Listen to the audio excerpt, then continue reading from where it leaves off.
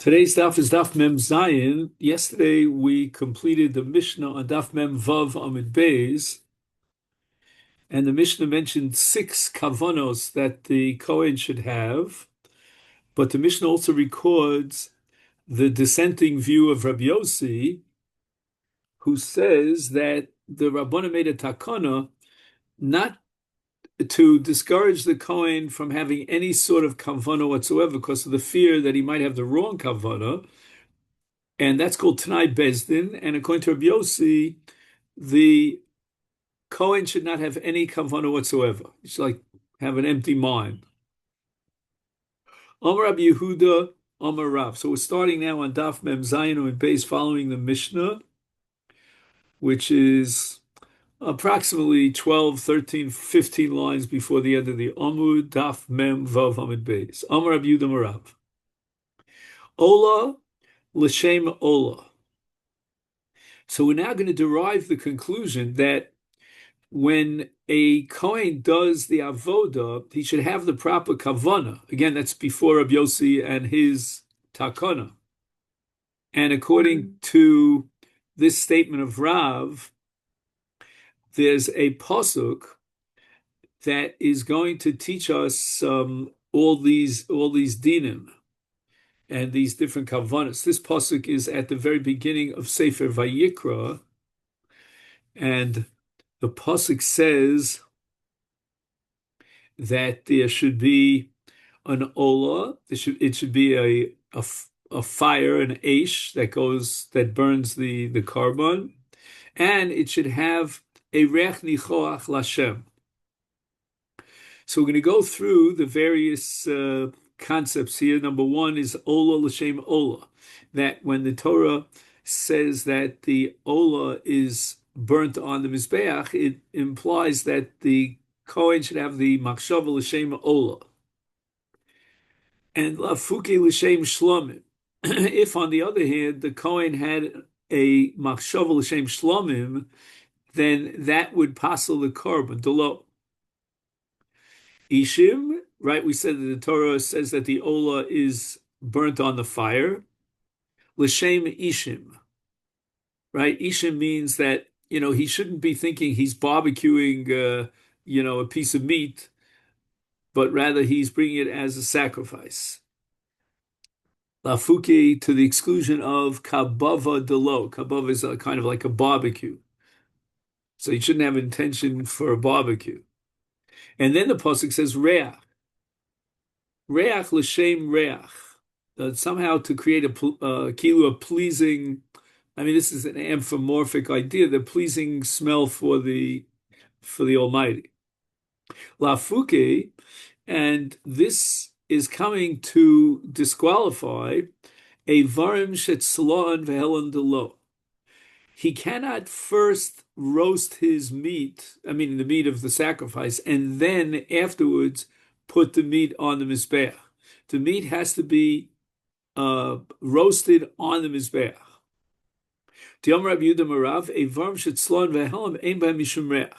Because if, according to Rav, you first barbecue or roast the meat of the carbon and then you put it up on the mizbeach, that's not going to create a reach nichoach. Again, physically, it's a reach, but not an entity, a metaphysical entity called a reach nichoach. Now, that's all about the reach. What's the word nichoach? L'shem hanochas ruach. So again, there are three words here that we're focusing our attention on. L'reach nichoach lashem. So l'reach is because he puts it directly, the raw meat of the sacrifice right after the shechita onto the altar to burn it on the fire, as opposed to his first making his own home barbecue on this on the Basar Kodesh. And the word nichoach now is coming to tell us that he should have in mind that this should be an avoda that brings, again, this is all anthropomorphic, satisfaction to Hashem, and that we're fulfilling God's will. Then it says L'shem Misha Omar V'hoya Ha'olam, for the sake of he with a capital H, who spoke and generated the world into existence, which is called Yesh Me Ayin. But L'chora, what does that add anything? We just said that it's got to be Nichach. Nichach means it's for the satisfaction of the Almighty. So what do you add by saying, well, it's got to be for the sake of He who created the world? So I don't think that the Gemara means that you should really have in mind, this is one of the fundamentals of our tenets of our faith, that God created the world. I don't know if that the Kohen has to have that in mind when he does the avoda. But the Rambam has a unique shita here, and the word Lashem is Yud Kei Vav Kei is the holy name of Hashem, what we call the Shem HaMiyuchad. So the Rambam holds that what are we adding now by saying Lashem? That it's got to be for the Shem HaMiyuchad, which is Yud Kei Vav Kei. Amar Rabbi Yehuda Marav, another statement, Chata Sheshchata L'Shem Ola Psula. So that we've learned already at the very beginning of this Masechta, that Shalol Lishma in Chatas passes the Korban. However, here's the punchline of Rav, L'Shem Chulin Kshera. If he didn't have in mind, in the case of a Chatas, to do the avoda for the sake of another Korban, like for example Shlomim, or Ola, but rather he had in mind that, let it be chulin, let it be non-sanctified meat. So you and I would have said intuitively that if he has in mind for the sake of chulin, then for sure that would be a machshava haposeles. But yet, Rav says that if he has in mind for the sake of chulin, the korban is kosher. It's almost as if, according to Rav, having in mind l'shem chulin is like not having anything in mind. It's kind of like an empty head, which we said was kosher. Omar Abu Lazar, my time to Rav, how does Rav derive this conclusion that if he shechts the korban or does the avoda l'shem chulin, it's still kosher? V'lo yechalu es kodshe b'nei Yisrael, kodshim mechalim kodshim, v'ein chulin mechalim kodshim. So apparently he's deriving it from the word yechalalu, and yechalalu es kodshe, which means that within the world of kodshim, let's say you had a machshava for an ola instead of a chatos, so that machshava is a machshava poselis. But a machshava that's totally out of the arena, out of the ballpark of kodshim, so that's not called yechalus kodshi. Mosiv Rabba raises the following objection based on our Mishnah. Omer Rabbi Yossi, again, we don't accept Rabbi Yossi, but we're going to learn something very important about the Chachamim based on Rabbi Yossi. Af misha lo hoya b'liba l'shem echad mikol elu, kosher, shehu t'nai bezdin. Obviously, Rabbi Yossi is pointing out, and in this context we accept Rabbi Yossi, that he should have an empty mind, right? That's called Shalo Haya Libo L'Shem Echad Miyam. He didn't have in mind any of the 6 kavanas. But Rabbi Yossi is not talking about a case where he had a positive kavana, in this case for the sake of chulin. And that's the Gemara's diuk in Rabbi Yossi, it would seem from Rabbi Yossi that Haya B'Liba L'Shem Chulin Pasal. Meaning, why does Rabbi Yossi put all the emphasis on the kashus of a karma when he didn't have any kavana whatsoever? Apparently, he's trying to say that if he had any kavana that's not, on the mark and it's not perfect, then the karma would be possible. And therefore, if he had in mind L'Shem Chulin, certainly Rabbi Yossi would say the karma is possible. And in this context, the Chacham would accept Rabbi Yossi. Amalei Abaye dilma lo hoya klal kosher umaratze. Ha-hoya belibo l'shem chulin kosher ve'en umaratze. Okay, so we have now 3 categories. The 2 extremes are very clear. Either the korban is perfectly good and kosher, or at the other extreme, it's possible, and you have to replace it. Or somewhere down the middle, we can have a korban that's kosher, and yet you'll have to replace it. And that's called kosher v'yeina ola l'bayil l'shem chova. As we discussed at the very beginning of this Masechta, in the case of Shalol Lishma, that the carbon it still remains kosher and will do all the avodos, and all the dinim that apply to a kosher carbon will apply. But the Bailim have not fulfilled their commitment. They'll have to replace that carbon. And therefore, according to Abaye, in responding to Rabbah, he's saying that if he had no kavanah whatsoever, Rabbi Yossi is saying that an empty head would be kosher. And here the word kosher means to the extreme, that it's a perfectly valid carbon. Now you're being medayik that if he had any other kavanah, the carbon is possible. No, you don't have to go all the way to the other extreme. If he had any other kavanah, the carbon is kosher, but it's not ola l'baylim l'shem chov. It's not maratza. There's no ritzui, and therefore the baylim are going to have to bring a replacement carbon. So the bottom line of this sugya, if we summarize the final conclusion of this sugya, is that if the Kohen had in mind l'shem chulin, the Bailim, the owner of the carbon, who has to bring a chatas, would not fulfill his obligation, and therefore he'd have to repeat the process over again. The carbon, however, itself is kosher.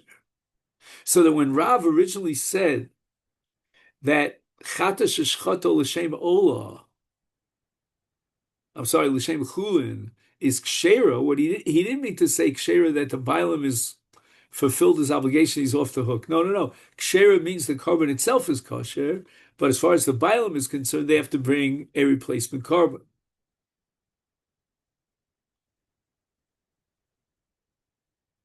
Now, we're about to introduce a new concept in Kodshin that I don't think we ever touched upon. That's called misasik. Let's read it inside. Amar Abelazar, chata sheshchata l'shem chulin kshera, which reiterates what we saw, Rabbi Yehuda, in the name of Rav, that l'shem chulin, although the Bailim have to replace it, but the carbon per se is kosher, but mishum chulin psula. What does that mean, mishum psula, mishum chulin, and how is it different than l'shem chulin? They sound identical. But the answer is, in the first case, l'shem chulin, he realizes that this is a chatos, and he's involved in avodas hakarbon, but he has in mind for the sake of chulin. That's kosher, at least as far as the carbon itself. In the second case, l'shem chulin, he's not even aware of the fact that it's kodshin. He mistakenly is of the impression, although I don't know how in the Beis HaMikdash you'd have such an impression, but he was under the impression that this is a behemoth chulin. That's called misasik. Misasik means the lack of das, complete lack of das. It's like, for example, the Gemara talks about cases where you rolled over in your sleep and you broke kalim. That might be misasik. Or, for example, they forced you to eat matzah on Pesach. You didn't even know it was Pesach, or you didn't even know that there's a mitzvah of matzah. That's called misasik. Your dea, your das is completely off. So here, when he's under the misimpression that he's shechting a behemoth chulin, that is misasik. Kideboy minei Shmuel mirav huna. And here we start today's daf. If he's not aware of the fact that he is involved in avodas of a carbon is possible. Is ben habakar lifnei Hashem. Now, ben habakar apparently is a phrase used in the Torah specifically for kodshim. He has to know that he's shechting kodshim. If he doesn't have any awareness of the fact that he's shechting kodshim, that's called misasek, and that's possible. Amalo. So Shmuel apparently responds to Rav Huna, Zu biyadenuhi li akiv minayin.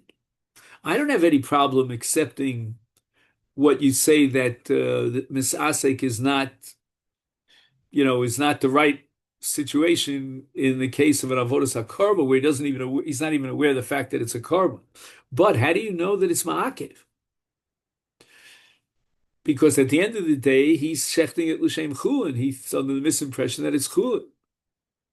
And in order to be me'akev, we need shino lavakos of the Torah has to repeat itself another time. Omolo, so that's where Rav Huna responds to Shmuel. He says, "L'tzonchem tizbachu, l'datchem zvichu." So we're going to interpret the word l'tzonchem, says Rav Huna, as if it said l'datchem, and l'datchem is the opposite, the flip side of misasek. So now that we have two psukim, says Rav Huna, both of which teach us that if he's a misasek, that's not good for the korban. So that means it's likuva. Next, we go back to Rabbi Yossi at the end of our Mishnah. He says, "She'ein machshava oleches ela acher ha'oved." In other words, who can create a machshava that would either be machshira, esa korban, or posel the korban? It's only the Kohen. What the Bailam is thinking is irrelevant. That's Rabbi Yossi. However, the Gemara says that masnisin to loki aitana, we have a Tana by the name of Rabbi Loza bir Rabbi Yossi. I don't think he's related to that Rabbi Yossi, but he disagrees. And he says, Shamati Shabailim and Faglim, which means that there are two options in generating pigul. One option is if the Kohen has in mind chutzlas mano, and the other is if at the time of the avoda of the Kohen, the Bailim have in mind l'shem lechol chutzlas mano, that also would create pigul. You have two options for creating pigul. Omar Rava, my time at Rabbi Loza Rabbi Yossi, where did Rabbi Loza Rabbi Yossi get this idea that the Bailim have the power to be mefagel? I mean, after all, the avodah itself is being done by the Kohen. Tiyoma kro v'hikriv hamakriv. Now, the makriv is a reference to the Baal HaKorban, who's bringing a korban. And the Torah is saying v'hikriv hamakriv. And hikriv is, of course, the status of the kodshim, and makriv is referring to the bailim. So it seems like the status of the kodshim is dependent upon the bailim, and therefore the bailim have had a machshavas chutzas mano generate pigul. Amar Abaye. Oh, now Abaye says that this concept of Rabbi Loza Rabbi Yossi, and here again, if we had a whiteboard, it would be very important to write down the names. The names here are critical. So we'll try to remember that it's Rabbi Loza Rabbi Yossi who says that Shamati, I heard that the Bailim could, even though they're not involved in the actual avoda, the Kohen is doing the avoda, nevertheless their machshava, if they have a machshava chutzas mano, is mitzura, if it somehow integrates into the machshava of the Kohen, as if the Kohen had that machshava, and it creates pigul. So that Abaye now is going to go on a journey, and he's going to try to show you that in other contexts in the halacha, we do have precedents that Ruvain has the machshava and Shimon has the maisa.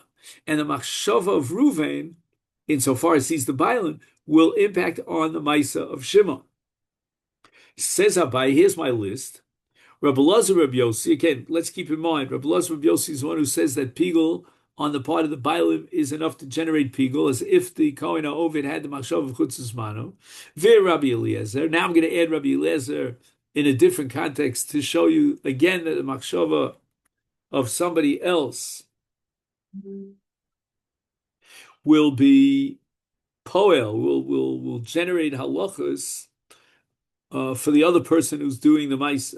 So that's going to be Rabbi Eliezer. And finally, Reb Shimon ben Elazar. So it's a little confusing because we started with Rabbi Elazar and we end with the son of Elazar, right? Reb Shimon ben Elazar. But let's not confuse them. And all of these above, right, which is Mechashiv, Zeh Mechashiv, Zeh Oved, Havi Machshov. Rabbi Elazar, Rabbi Yossi, Hadamar, and we already said that the Bailim have a Machshov of Chutzas Manu that generates pigul, even though it's the Kohen who's doing the avoda. But who's Rabbi Eliezer? Tisnan, we learned in the Mishnah, I think it's a Mishnah in Chulin, in Chulin, Hashochet Leovi Kol Chavim, the guy who's an idol worshiper brought the korban, and we had a long discussion, if you remember, about the fact that we do accept the korban from a guy. And now The Kohen is doing the avoda. Who owns the korban? An idolater. And Rebbe Lazar, I'm sorry, the Tanakama here of this Mishnah says shchitasa kshera. Why? Because the guy might have in mind that he wants to sacrifice to appease his idols, his getchkes, his deities, but the Kohen is koven. The Kohen had in mind l'shem ola. But Rabbi Eliezer, as Eliezer posel, because the machshava of the bailim, in this case of the akum, is for the sake of his idol, and that's mitzuref to the avoda of the Kohen, and therefore creates a psul in the korban. And not only that, it's also by no, you're not allowed to have any benefit from it.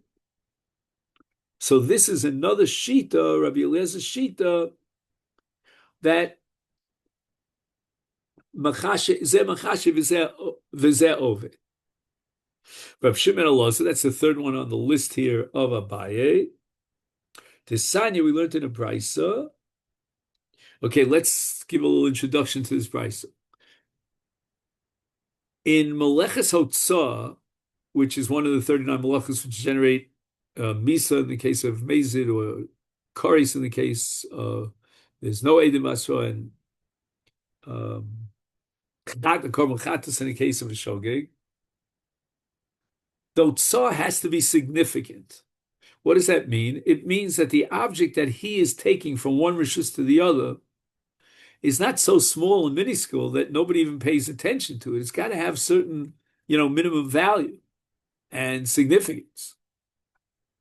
So Reb Shimon Elazar has a brisa, and in that brisa it says, "Klal Omer Reb Shimon Elazar, Kol she'ein koshel atzniya, ein v'ein matzniya kamo."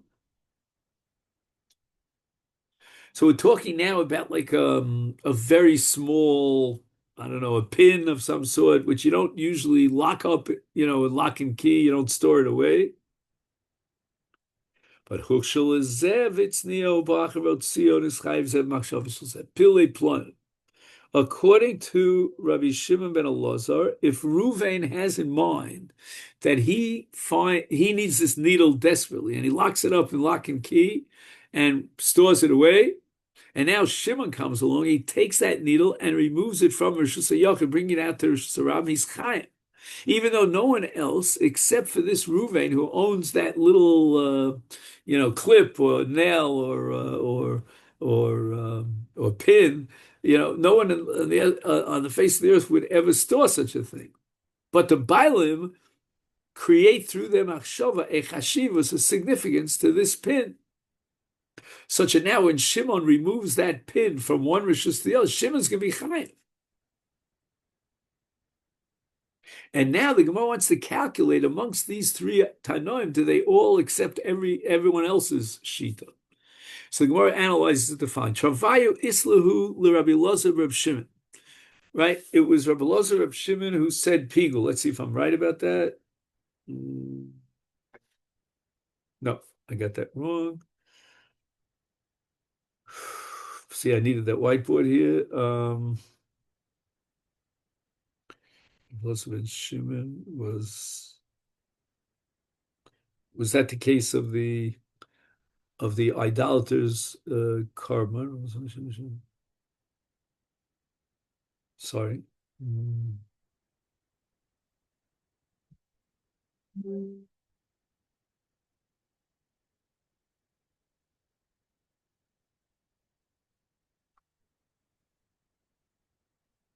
I'm sorry. Did I say Reb Elazar Reb Shimon? I'm sorry.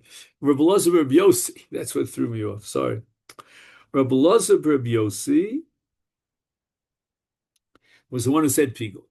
So that's good. Everyone is going to accept Reb Elazar Reb Yossi. And why is that? Because in the other two cases of Chulin, where you shechted Chulin, either on behalf of an akum, or you carried something which is chulin, meaning it's not in the Beis Hamikdash. You carried it from one rishus to the other. And the Gemara's logic is as follows: Hashta b'chutz amrinon.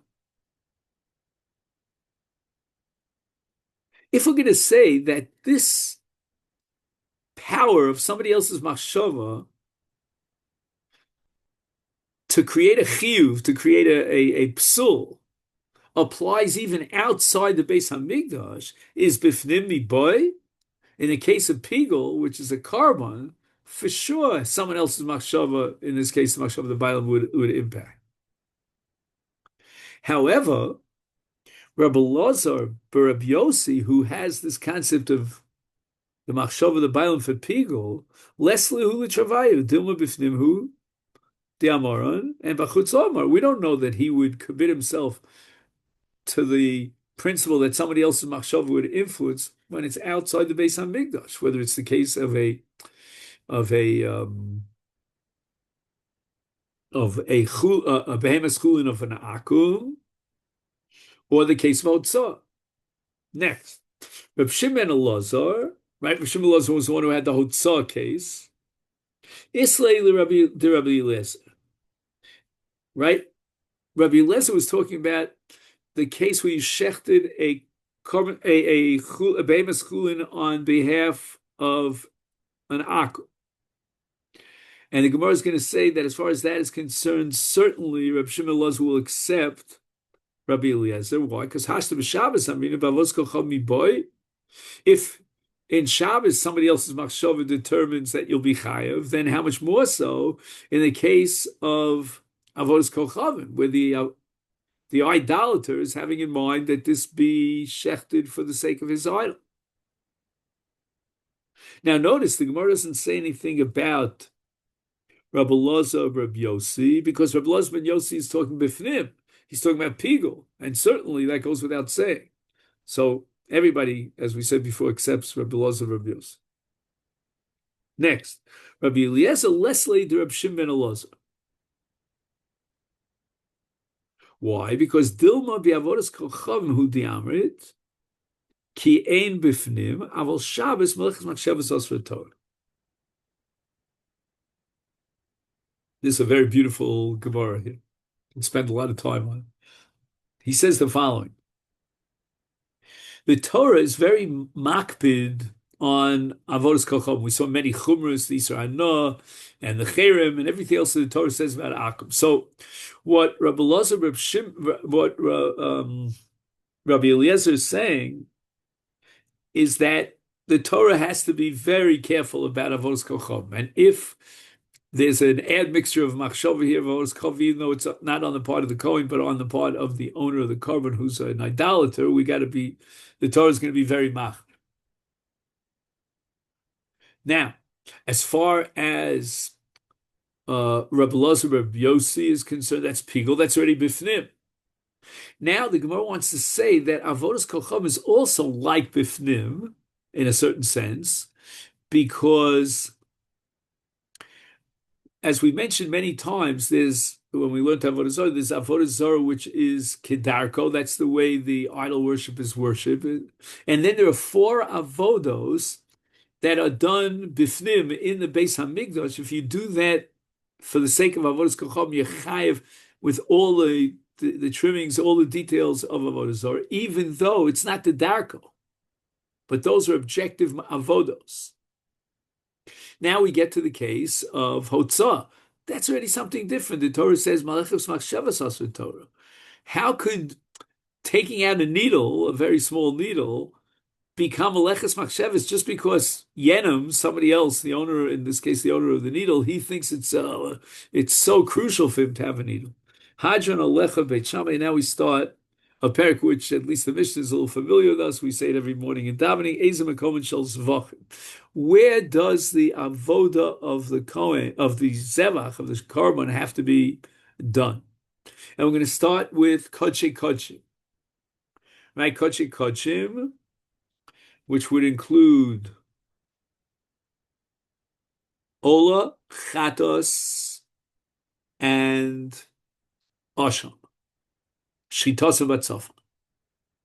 Now, exactly where Tzafon is, we had a whole sugi about this on Daf Chaf. Let's just very quickly summarize that. According to Rabbi Yossi, Rabbi Yehuda, there's a very narrow strip which is called Tzafon. the northern part of the Azara, according to Rabbi Yosef Rabbi Yehuda, is very, very narrow. What you do is you imagine a strip that goes north from the Mizbeach. So the Mizbeach is this wide, let's say whatever amos wide it is, and a strip straight across. Then we have the Shita of Rabbi Lazar Bereb Shimon. He holds that, again, it depends on how you look at the Azara, but if you're going not north, but west, which would be our north, so to speak, meaning going up, then there's another strip that's also part of Tzafon.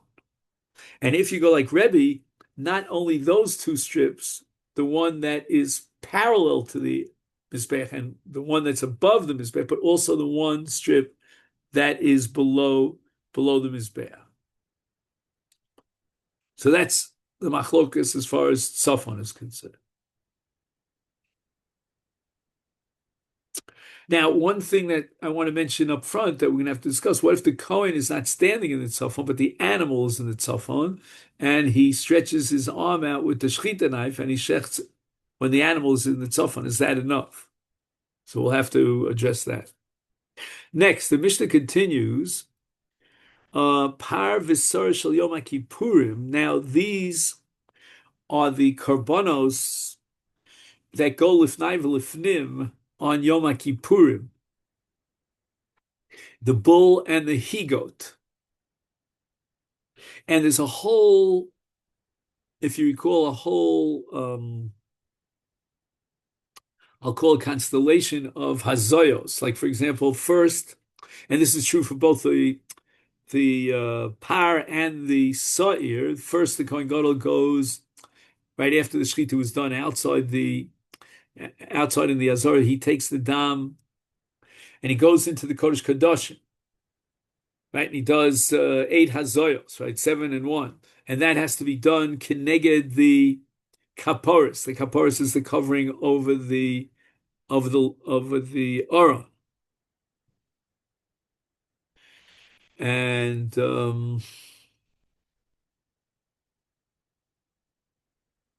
he does achas lamala and shevel lamat, whatever it is.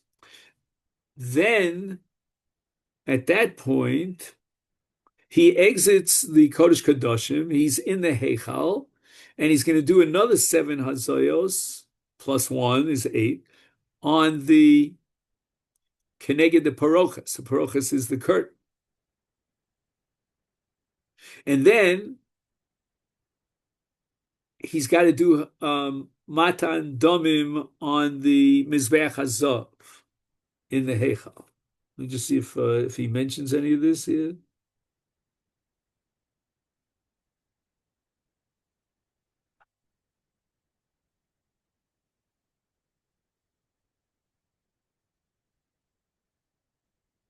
Apparently no. He's going to do the same thing to the soyer, and then he's going to mix the domim of the whatever dom is left of the par and the soyer, and with that mixture, he does a nesina on the 4 corners of the mizbeach hazav. In any event, getting back to our Mishnah, the shechita itself has to be in the tzafon of the azara, and then after he gets the dam in the klisharis, he goes into the kodesh kadoshim. Kibul dama b'klisharis batzafon. It's very interesting because when the Mishnah opens up with Kodshei, it doesn't say anything about Kabbalah. But for some reason, when the Mishnah gets to Par V'Soyer of Yom HaKippurim, then all of a sudden the Mishnah wakes up and says that these dinim apply even at the time of Kabbalah Saddam. So the Kabbalah Saddam would have to be in a Kli Shores in the Tzafon. V'dom and Toyin Hazoya, Al Ben Abanim, Vala Paroches, Mi'al Mizbach Hazav. So all these matonas have to be done ben abadim, which means, the badim that held up the aron. So he has to do the hazoyos keneged ben abadim. That's when he first goes into the kodesh kadashim, and then you have keneged haparoches, which means in the heichal when he goes out, And then finally, he's got al mizbeach hazav is going to be when he combines the dam of the soyer and the chatos in one and mixes them together in one kli, and then he does the matanos on all four sides of the mizbeach hazav. And matanachas me'makevis, if he leaves out one, I think we said the final number was 43, I think, if I remember correctly. Then there was some who had more, but 43. And if he's missing one out of the 43, the whole entity is gone. It's completely invalid. And therefore there won't be any kapara.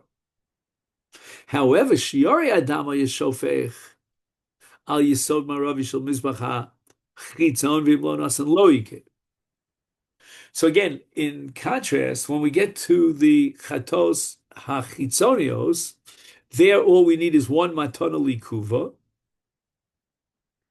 and then he does on all four on the other three sides of the mizbach hanachosh siyad.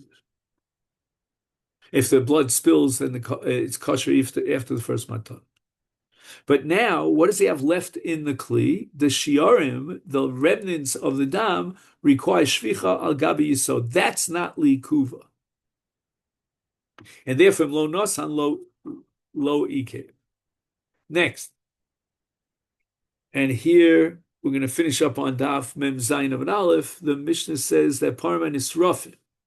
So now we have, let's say, the par helim dover shel tzibur. We have the par of the Kohen Mashiach, right? When the Kohen Mashiach gives an unintentional, false, erroneous ruling, and those parim have to be taken out of Yerushalayim, and there they're burnt. That's called nisrafim. And then the seirim hanisrafim. The seirim hanisrafim are, let's say, the soyer shal avodas kocham, if the entire community or most of the community worshipped an idol unintentionally.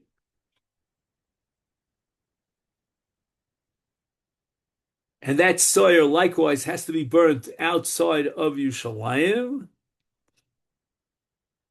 like the chatos of the Kohen Mashiach.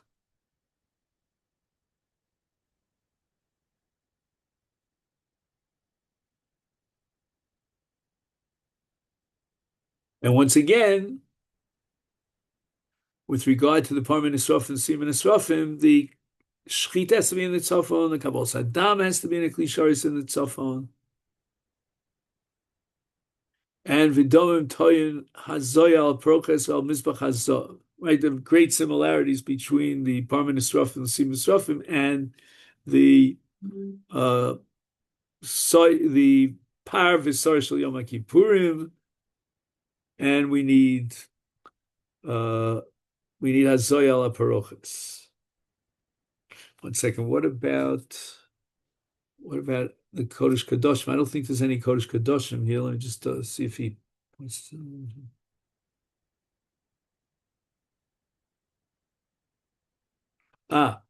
So the chatas, the soyer of the community, in the case they violated avodah zarah, is not sprinkled ben abad. So there's no entry into the Kodesh Kadoshim. And everything that's required is in the Heichal.